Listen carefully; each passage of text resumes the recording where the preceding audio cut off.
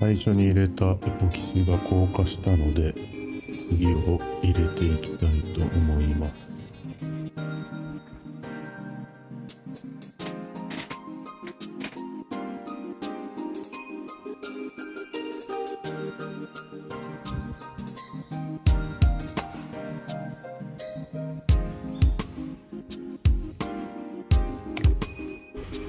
今回購入したのは、前回は4対1で混ぜるものでしたが、今回は1対1で混ぜるエポキシを購入しました。今回も同じく、青系の顔料を使って色をつけていきたいと思います。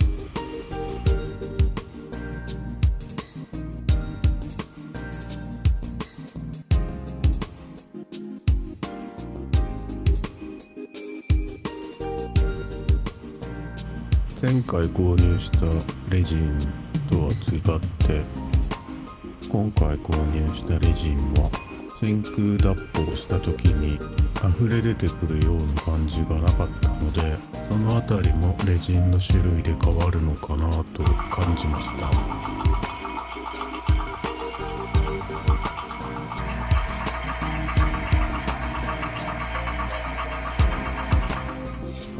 真空脱法から1日が経過しました。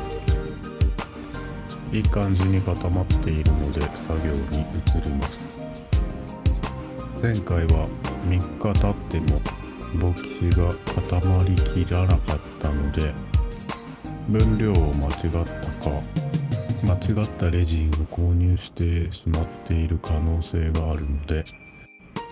次からは今回と同じレジンを購入したいと思います。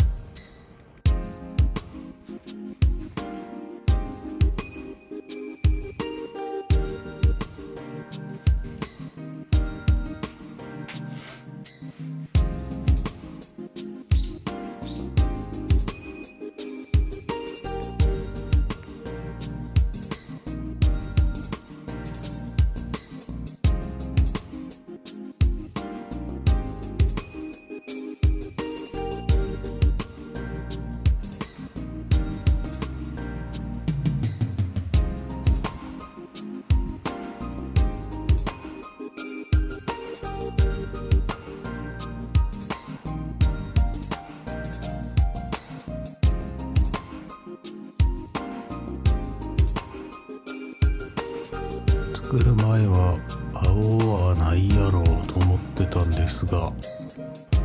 固まったものを見ていると、想像したものと違って木と結構マッチするんだなとちょっとだけ思いました。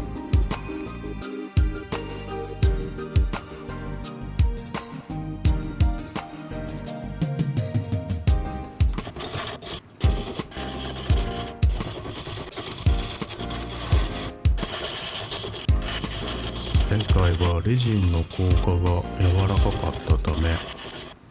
削っていてもあまり感触がなかったんですが、今回のレジンは削っていても木と同じような硬さに感じました。